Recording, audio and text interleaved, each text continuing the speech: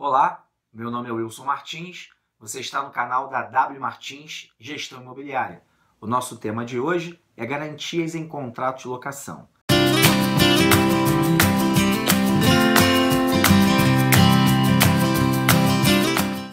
A locação do imóvel urbano, ela encontra-se regida pela Lei 8.245 do ano de 1991. A esse respeito, merece fazer constar que o Código Civil, no seu artigo 2036, em boa hora, revigorou a lei do inquilinato, ao estabelecer que se a matéria é a locação do imóvel urbano, esta então continua regida e amparada pela lei especial. Bom, o assunto garantias locatícias encontra amparo a partir do artigo 37. Nesse artigo, encontramos as seguintes modalidades de garantia: caução, fiança e seguro-fiança. É bem verdade que a caução ela se desdobra em outras possibilidades. Aqui, o mercado imobiliário, ou até mesmo a própria sociedade conhece, acaba sendo a caução em dinheiro, o conhecido depósito. Anotem que, acerca dessa modalidade de garantia, a lei estabelece que deverá ser o valor equivalente a 3 vezes o aluguel vigente. Valor esse que, na verdade, ao final da locação, em não existindo qualquer impontualidade em relação às obrigações do contrato, como, por exemplo, danos ao imóvel ou qualquer inadimplência ou multa rescisória, em não havendo nada ficando sob a responsabilidade do locatário que não esteja pago, o valor da caução, os 3 vezes o do aluguel, é inteiramente ressarcido ao locatário ao final da locação. É bem verdade que, por vezes, nós nos deparamos com o fato de que a caução em dinheiro, quase nunca, em caso de inadimplência, acaba por ressarcir ao proprietário do imóvel uma eventual inadimplência mais prolongada. Ainda dentro da caução, a outra modalidade que encontramos é a caução em título de capitalização. No que consiste isso? Há um valor pré-estabelecido entre locador e locatário, o que normalmente o mercado imobiliário tem sugestionado é 10 vezes o valor do aluguel. Esse valor então ficará caucionado através de um produto nomeado por título de capitalização em companhias seguradoras de primeira linha, como por exemplo a Porto Seguro ou então até mesmo a Sul América tem esses produtos em sua prateleira do ramo de seguros. Ao final da locação, não existindo nenhuma inadimplência das obrigações contratuais, esse valor então ele será sacado e ressarcido inteiramente ao locatário. Notem bem, não há na lei nenhuma limitação a este valor, é meramente um ajuste de vontade entre as partes e o mercado imobiliário comumente trabalha com um valor correspondente a 10 aluguéis. Uma outra modalidade de garantia, ainda dentro da vertente caução, é a caução em bem imóvel, pouco utilizado, mas acredito que essa modalidade de garantia, em algumas hipóteses, cumpriria bem com a sua finalidade. Estaremos diante dessa modalidade quando então o próprio locatário ou um garantidor, outro que não se confunde com a figura do fiador, ele então, por sua vez, teria um imóvel, ou tem um imóvel para dar em caução locatícia. Essa caução locatícia ela é consubstanciada através de uma cláusula inserida no contrato de locação, onde nessa cláusula será inclusive indicado com toda a especialidade o imóvel objeto da garantia caução, e aí o contrato de locação poderá ser levado para averbação na matrícula do imóvel dado em garantia. Por fim, ainda no que se refere à caução, nós teríamos a caução em bem móvel, ou seja, um carro até mesmo poderia ser dado em garantia em contrato de locação, mas faço o registro que essa modalidade de garantia não foi recepcionada pelo mercado imobiliário em locação, talvez pelo simples fato do bem móvel perecer. O carro pode ser furtado, pode ser roubado, pode ser danificado e, a bem da verdade, a garantia acaba se esvaindo. Bom, uma vez feitos esses comentários acerca da caução, a segunda modalidade de garantia instituída no artigo 37, inciso 2º, é a fiança. A fiança, segundo estatística da ABAD, Associação Brasileira das Administradoras de Imóveis, essa modalidade de garantia ainda representa perto de 50% a 60% dos contratos de locação que são viabilizados.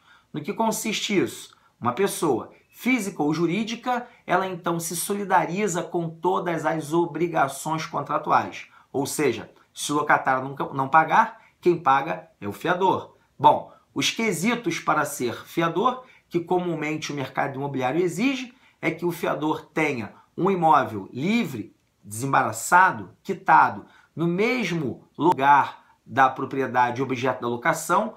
Bom, a esse respeito, faço constar que não existiria nenhum impedimento legal em aceitarmos um fiador em uma residente e com o imóvel em um outro domicílio diverso da locação do imóvel. Mas, em meio a uma ação de despejo que poderá ser desdobrando para uma cobrança e quiser uma execução, a linha do tempo processual poderá ficar um pouco mais alongada em razão do fiador e em razão do imóvel do fiador ser em local diverso do local onde o contrato de locação está sendo celebrado. Mas, tecnicamente, não haveria impedimento algum. Então, o fiador terá que ter imóvel, terá que ter renda e uma prática que comumente o mercado imobiliário exige é passar um cadastro das referências financeiras, das referências pessoais do fiador, no sentido de identificar se ele teria ou não alguma restrição financeira pesando sobre o seu nome.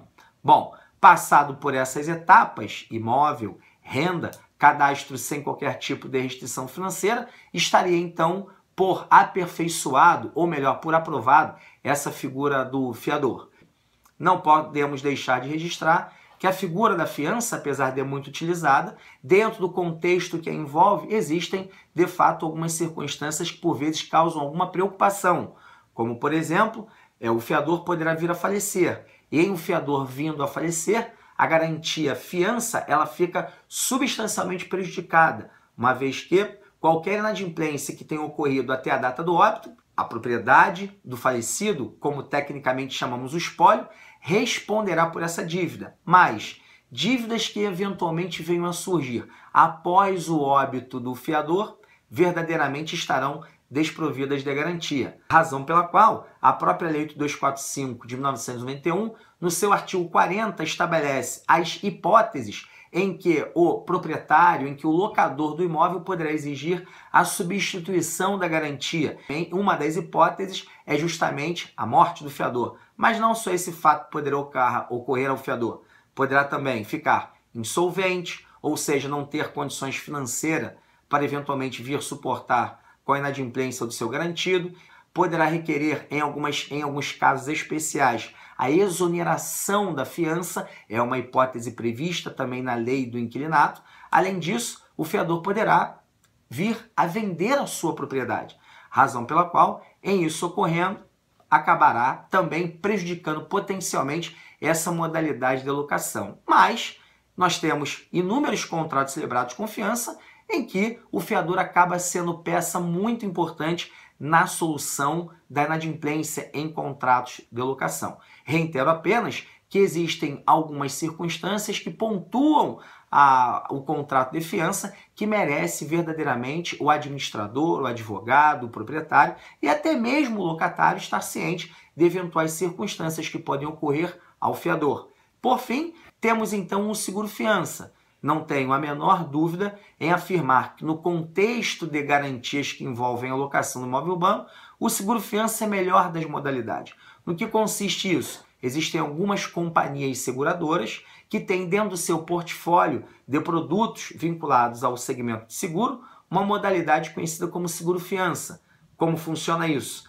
Existindo inadimplência do locatário, a companhia seguradora irá lastrear, cobrir o sinistro dessa modalidade de garantia, que acaba sendo inadimplência, mas limitado a um valor correspondente em até 30 vezes o valor do aluguel, 30 condomínios e 30 IPTUs. Então vejam bem, não é uma garantia pouco eficiente, até porque normalmente as empresas que atuam nesta modalidade de garantia são companhias de seguro de primeira linha e que seguramente se notabilizam por ter lastro financeiro para suportar uma eventual inadimplência do locatário.